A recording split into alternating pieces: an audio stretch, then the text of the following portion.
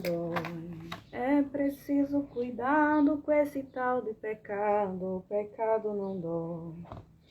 O pecado não dói, não dói. Boa tarde, bom dia a todos. O pecado não dói, não dói. A vizinha estava com esse louvor. E é lindo, né? Para a nossa meditação, edificação, para o nosso crescimento espiritual e amadurecimento. Nós possamos tomá-lo como exemplo, como revermos nossas atitudes. Se estamos pecando e o pecado está sendo tão bom que o mesmo não chega a doer, né?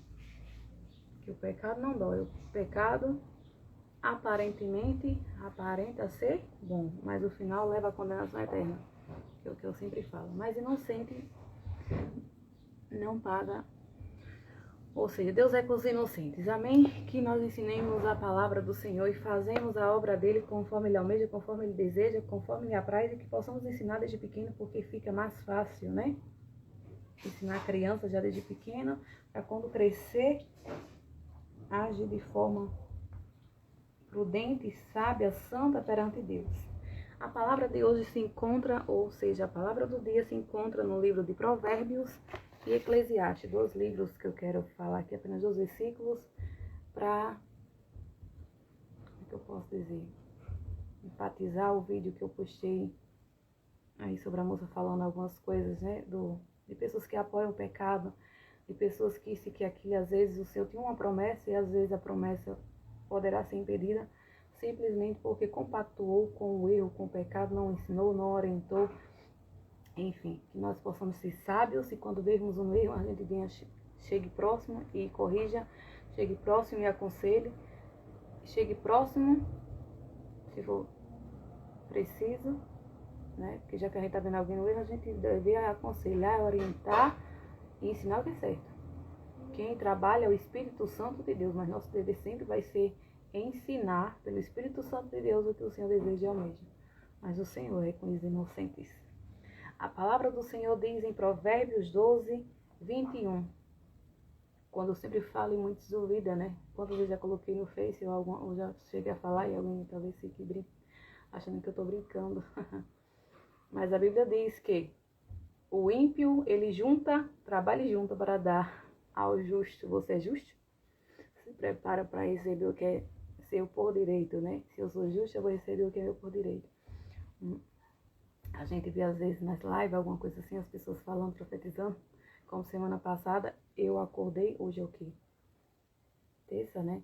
Semana passada teve um dia que eu acordei com uma voz era de uma mulher. Aí eu falei, isso é o espírito de Jezabel. Que eu sempre tenho sonhos, né? Vocês sabem disso desde nova. Aí, o Senhor fala comigo através de sonhos, o Espírito Santo. Aí escutei a voz de mulher, e não é a primeira vez que eu escuto. Aí eu falo, isso é o espírito de Jezabel. Aí eu escutei algo que falava sobre vestes de escândalos. Falava, o homem está enganando. Eu falo, meu Deus, eu sempre escuto essa palavra desde 2020, né? 21. Desde 21, o homem está enganando. E eu fico, que homem está enganando, Senhor? Mostra quem é. Será que é a pessoa que o Senhor já me mostrou por sonho 2 vezes? A gente é ingênuo, né? A gente não tem a maldade, malícia, talvez como alguns têm, porque é isso que eu falo, aquele que fica pensando ou tem pensamentos maus, essa é a pessoa má. Essa é que Deus pesa na balança, é essa que é ímpia, é essa que não é santa perante os olhos do Senhor. Então que nós possamos ter visão de águia, porque o Espírito Santo, ele não nos deixa a gente sem noção das coisas, né? Talvez os movimentos aí que não é de Deus, que talvez possa deixar, mas o Espírito Santo do Senhor não. Então, o texto aqui vai nos dizer, o versículo, apenas o versículo 21 do capítulo 14 de Provérbios diz: o que despreza o seu companheiro peca. Eu já falei isso essa semana, sobre isso, sobre desprezar, menosprezar. O orgulho faz com que a gente se enxergue melhor que o outro. Muitas das vezes eu sei que estava na hora da raiva, isso e aquilo, a gente fala algumas coisas, mas a gente não deve menosprezar ninguém, a gente não é melhor que ninguém, a gente não é isso, aquilo. Porque hoje mesmo eu escutei uma mensagem dizendo assim, tem pessoas que têm muito conhecimento, mas não saem do lugar. Por que talvez não saia do lugar? Porque talvez não é a direção de Deus. Porque talvez ainda não chegou o tempo de Deus. Porque é melhor estar, como a palavra do Senhor diz, no vale, no deserto, com o Senhor, do que estar no palácio sem Deus. E muitas das vezes a gente não sai do lugar porque às vezes não temos o entendimento ou as pessoas certas. Enfim, o Senhor permite certas coisas. Acredito que o Senhor permite. Talvez não seja a vontade dele. Mas Moisés dizia, se eu não for, não deixa aí se o teu anjo for comigo. Não deixa aí se o Senhor não estiver na frente. E outro texto vai dizer que é melhor comer o pão seco do que estar com a mulher rixosa. Então, que nós possamos ter esse discernimento, essa sabedoria para sabermos fazer e estarmos no lugar onde o Senhor quer que estejamos. E se Ele mostra, com certeza Ele também vai movimentar e vai agir para a gente estar naquele lugar ou para a gente chegar naquele lugar. Não sei como vai fazer, né? A gente muitas das vezes não sabe como vai fazer, mas o que Ele vai fazer, Ele vai fazer. E se tem algum adversário ou adversários atrapalhando, vai ter que guerrear com o Senhor. Porque por um caminho eles podem vir, mas por certo vão ter que bater em retirada. Porque o texto é claro e diz, o que despreza o seu companheiro peca, então não desprezemos uns aos outros, não desprezemos nossos companheiros, seja companheiros de pastorio ou irmãos em Cristo, isso e aquilo, né? Não sejamos uma cidade, um povo desunido, um povo mal unido, que desunião nunca foi de Deus, região desunida não é de Deus. Mas se o que compadece dos humildes é bem-aventurado. Esse é o primeiro versículo que eu vou falar para vocês, Provérbios 14, porque eu já cheguei a falar isso essa semana, né? E o Senhor vai sempre confirmando aquela mensagem quando o Senhor nos dá no início da semana, aí o Senhor vai colocando aqui, acolá e vai dando diretrizes e direções. E quando eu vi o vídeo da menina, aí eu falei, chegou onde eu queria. Vou falar, né? Como eu já venho falando aí de alguns sonhos, de algumas coisas que o Senhor mostra nos sonhos. E o Senhor sabe como fazer, como conduzir, como libertar, como purificar, como transformar. E também sabe como fazer juízo ou justiça. Então, o que se compadece dos humildes é bem-aventurado. Para complementar essa palavra, Provérbios 13, 22, que diz, o homem de bens deixa uma herança aos filhos. Quem é que deixa? O homem do bem. Talvez seja o pai, né? Os pais que são prósperos deixam a herança para os filhos. É normal que isso aconteça. É mister, não é? Mas aqui não está se referindo ao pai ou à mãe. Está referindo que o homem do bem, ele deixa herança aos filhos. Ou seja, um homem bom deixa uma herança aos filhos de seus filhos. Mas a riqueza do pecador é depositada para o justo. Ou seja, meu avô, por parte do meu pai, ele era um homem bem sucedido, ele tinha fazenda, ele era daquele que esbanjava praticamente assim, matava um boi sempre estava ali matando, meu pai acho que puxou isso, né? Mesmo a gente já passando necessidade, mas às vezes não era porque queria, porque o momento em si, principalmente quando a gente foi para... Os momentos em si não era... O Senhor permitiu, principalmente quando aceitou Jesus, porque muitos acham que a vida com Jesus é regalia. Jesus não veio para mudar nada, né? A não ser aperfeiçoar. E o Senhor permite situações ou circunstâncias, principalmente quando a nossa configuração, o nosso pensamento talvez diferente, como uma família típica, alguma coisa assim, acho que talvez tenham mais privacidade de algumas coisas por causa do quê? Do conhecimento, hoje que nós entendemos, né? Como é que as coisas acontecem. Então, meu avô, ele colocava o filho para trabalhar na roça, e o que acontecia? Ele não queria que estudasse. Então, meu pai não estudou devido a quê? É um homem pacato, um homem que mal tem estudo, porque o avô obrigava praticamente a trabalhar. E meu avô teve 2 famílias, e daí começou a desandar as coisas, né? E talvez a perder os seus bens, findou sozinho numa casa de taipa praticamente. Entende? Aí ficou uma família por aqui, outra família em São Paulo, outra no Goiás, mas assim, os filhos, né, se espalharam. Então que nós pedimos a Deus a direção das nossas vidas, e não colhermos frutos injustos, indignos, maus, por falta de conhecimento e sabedoria.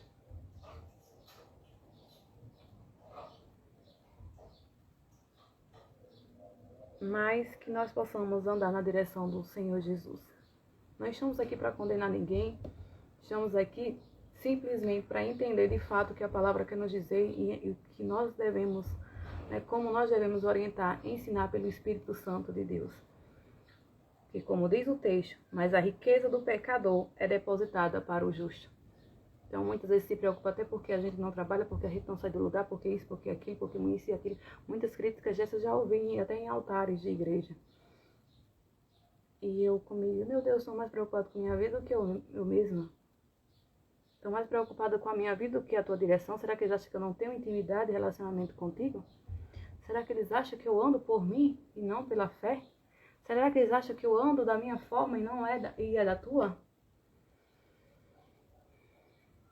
Que nós possamos ter sabedoria, discernimento.